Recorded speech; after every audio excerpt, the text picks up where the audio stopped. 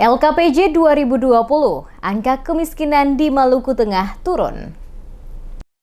Wakil Bupati Maluku Tengah, Marlatu Leleuri, dalam masa pemerintahan dirinya selaku Wakil Bupati bersama dengan Bupati Tuasikal Abua di tahun 2020 memastikan angka kemiskinan turun pada angka 19,63% dari 20,24% tahun 2019. Demikian dikatakan Wakil Bupati Marlatu Leleuri saat menyampaikan laporan keterangan pertanggungjawaban atau LKPJ Kepala Daerah tahun 2020 yang berlangsung di ruang sidang utama gedung DPRD Maluku Tengah pada Selasa 6 April 2021.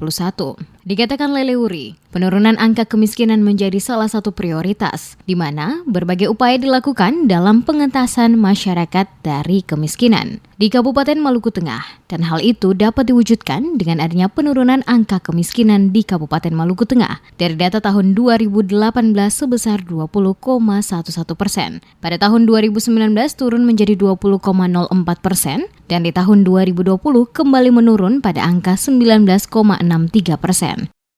Sementara untuk penyelenggaraan urusan pemerintahan daerah dalam rangka mewujudkan 6 prioritas pembangunan daerah telah diarahkan dan diimplementasikan melalui berbagai program dan kegiatan yang dimasukkan dalam kegiatan APBD 2020.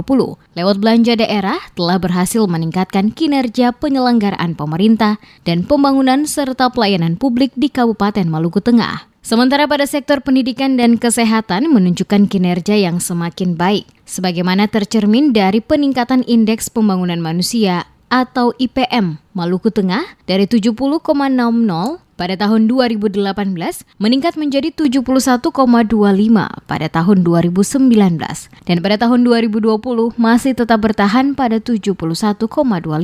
Leleuri memastikan bahwa walaupun di tengah kondisi pandemi COVID, namun IPM Maluku Tengah masih dapat bersaing dengan kabupaten kota lain di Maluku, yakni berada di posisi kedua setelah kota Ambon, yakni di angka 71,25. Hal ini membuktikan bahwa kualitas pelayanan pendidikan dan kesehatan dapat dipertahankan di Kabupaten Maluku Tengah. Diakui Leleuri, untuk pertumbuhan ekonomi mengalami penurunan sebagai akibat dari dampak pandemi COVID-19 yang melanda dunia termasuk Indonesia, Maluku, hingga Kabupaten Maluku Tengah sehingga berdampak pada semua sektor pembangunan ekonomi dan khusus Maluku Tengah turun 0,4%.